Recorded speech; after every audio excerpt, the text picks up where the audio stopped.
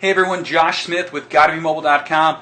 We're back with iOS 7 hidden features. If you've gotten this free Apple update, you now have a brand new look on your iPhone, iPad, or iPod Touch, and it's packed full of hidden features that just aren't really apparent when you first install the update. So we're going to show you all these so you can get the most out of your iOS 7 powered device, impress your friends, save you some money, and have a better time.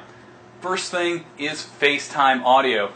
So this is really great. Here, I'm able to use the same over-the-internet FaceTime that we do for video calls, but I can do it audio only. So this is great if I want to call someone, but I don't really want to do a video with them. I'm driving, whatever. With this, I don't use any of my minutes. International calls are free as long as they're on FaceTime as well.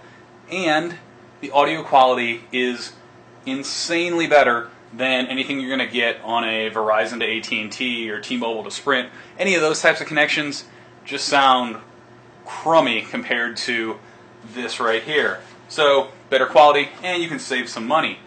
We also have some new Do Not Disturb options. So Do Not Disturb isn't new here, but what we do get is a new silence option. So it can be silence always. So even on this screen, if I have Do Not Disturb on, I'm not going to get any notifications or sounds. But if I change it to only when phone is locked, if I have it in my pocket, it'll be quiet while I'm in a meeting or whatever. But if I take it out at the end of the meeting and I'm looking around, checking my messages and stuff, and I get a call, then it'll come through just like normal. Other options, we have this new multitasking menu, and with it we can close just one app with a swipe up, or if we want to close multiple, you just get two fingers on and you see they both are sliding up, slide them out, and they're good to go. So you can close multiple apps at once. Handy little feature there. Another thing that is really cool is the ability to block calls. So say we jump into a contact, someone who's giving us a rough time, we don't really want to talk to them anymore. We can scroll down to the bottom of their page. So just hop in here to one of these contacts.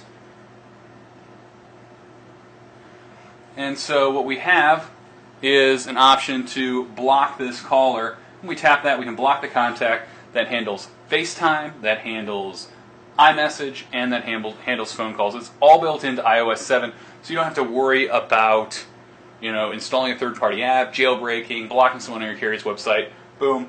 It's all handled right there, and it's really nice. If you're on a limited data plan, like most people out there, you can now head into the cellular settings, and you can see which apps are using the most data. You can see that I used quite a bit of data in the App Store. We can scroll down, find some other big offenders, and if you scroll all the way down to the bottom, hidden under System Services will tell you how much you've used as a personal hotspot. So it's a quick way to see what's happening, and you can toggle data on and off for any of these apps. That way you have really good control over each of your apps. On the iPhone 5S, Apple talks a lot about the burst mode. Now we don't have burst mode per se on the iPhone 5, but we have something similar. The iPhone 5S does 10 frames per second when you hold the shutter in. The iPhone 5 will do burst mode. So if you watch this bottom option right here, you'll see that I'm taking multiple pictures. It's about 3 frames per second on the iPhone 5. And what we also don't get here is we don't have that processor that's combining all of them and stuff. So that's one thing that you won't find on this, but you can still take some burst. Another thing you can do when you're taking a video, shoot a video here, you can pinch to zoom. So you can zoom in. It's a digital zoom, but it's a nice way to kind of follow in to someone who's walking away or riding away or something like that. Nice little feature there on the iPhone 5 with iOS 7. You won't find these burst and zoom options on the iPad or on the older iPhones. Another thing that's nice is when you go into the App Store. So you used to only be able to download apps 50 megabytes or smaller. Now they bumped that up to 100 megabytes, so it's easier to get your updates while you're on the go. Another really handy feature, I don't use this a whole lot because I live someplace where basically you have to drive everywhere you go. But, say you live in a bigger city or you're just on vacation in a bigger city and you're walking. Well, you know, it's a pain to go into maps and always toggle and say, okay, you know what, really, I'm walking here. Tell it you want preferred walking directions, and your iPhone will assume that you're going to walk most of the time. You can still say, hey, I'm driving now, but nice feature, must have if you walk everywhere in the big city. So another really cool feature, we had into videos here, we just shot this video, and you know, sometimes you shoot a video that you don't want to share on YouTube or Facebook or something like that, kids, pets, you just want to keep it within the family. Well, you can tap share on videos, iCloud, and you can share to a photo stream. This is new in iOS 7, and the videos show up online on a website that people can go to if they don't have an iPhone or iPad or something like that, and also they'll show up in their shared photo streams. Really handy feature for sharing video that you don't want everyone in the world to see. So we have another really cool option here. Just got to pull up the page. So when you're using Safari, we have a whole new look. We have a new menu down at the bottom, and we have this bar up at the top. And as you start to scroll, you actually kind of lose that. That hides down here and hides up here, which is great because you get a little bit more room there. But say you want that back, you can just tap on the bottom. And even if, so say I'm really close to a link or something, I'm really close to that read more link here, but if I tap there, it's going to pull that bar up and it won't click on that link for you. Really handy feature, especially if you want to get to your tabs. Another handy feature dealing with app updates. So we've all gone and seen the App Store saying, hey, you have 93 updates because you haven't, been paying attention to it. Now we can go in, go to our settings, iTunes and App Store, slide down to the bottom, and we just turn updates on for automatic downloads, and your app updates will just roll in as soon as they come out. Really handy feature. iTunes Radio is a new big deal.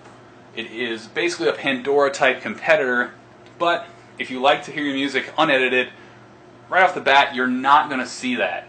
So if you start a station, any station, as you get into it, this little eye up here, tap that, and you can turn explicit tracks on, and you can tune the station so you can hear hits, just the top stuff, make it a variety, a little bit of new, a little bit of hits, or if you want to discover new music, slide it over to Discover, and you'll end up with just the new stuff.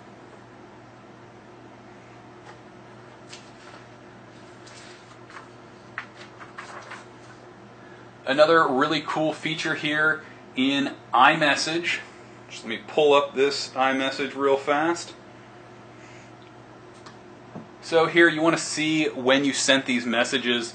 Right here, you can see where these were sent, but in case you want to know when exactly they were sent, you can just slide over. So just slide over and you'll see the time that those were sent. Really handy in case you want to check in on when that was sent. Okay, here's another cool feature. If you want to go back to your main screen on pretty much anything, this can be settings, this can be iMessages, notes apps.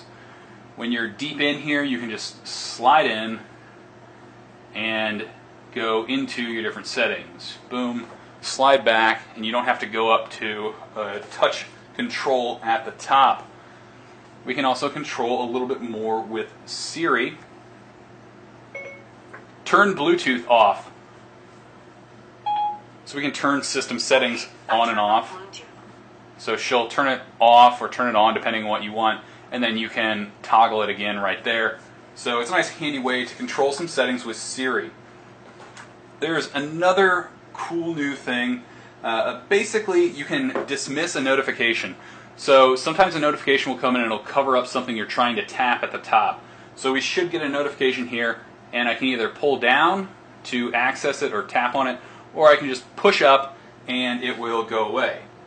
So if we get this next notification, say we're in Safari and we want to get to that address bar, but this notification comes in, and sometimes they hang around for a little longer than you really want, just swipe up and it's gone. The compass. So they brought back a new feature, or they added a new feature to the compass. When you first open the compass, we'll calibrate this real fast. So you have your compass, but say you want to make sure something's level, slide over, and you have a level. So I can see that my table's level, and if you tilt it, here you can see I have these two bubbles, so I can lay it flat on a surface and see if it's leveled that way. So that's a handy built-in feature. You don't have to go to a third-party app to get that. We can also change iOS 7 text. So Apple went with a new text that for some people is a little harder to read. So if we go into General, first stop is text size. This is dynamic text. It will change text size throughout at least Apple's apps. I think it may work in some third-party apps. Haven't gotten that far yet. So you can change the text size, but you can also drop into accessibility and you can switch to bold text. That's going to restart your phone, but instead of this slightly skinny text that we have in iOS 7, it'll make it bolder, a little easier for some people to read.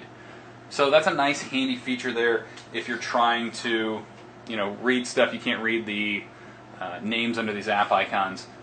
So got another cool one for you. You hate entering iTunes gift cards. You don't have to anymore. Open up iTunes, and this is great even if you're going to use it on your computer. Hit redeem, enter your password,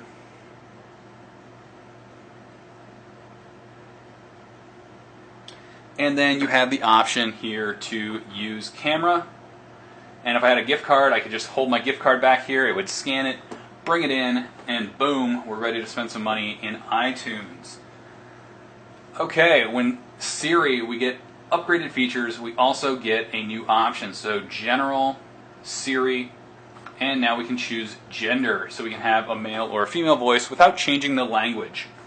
This is a nice feature. Both voices are improved from iOS 6. They feel a little more natural. Siri still doesn't always do what you ask, though. When it comes to folders, big improvement in that you can have multiple pages.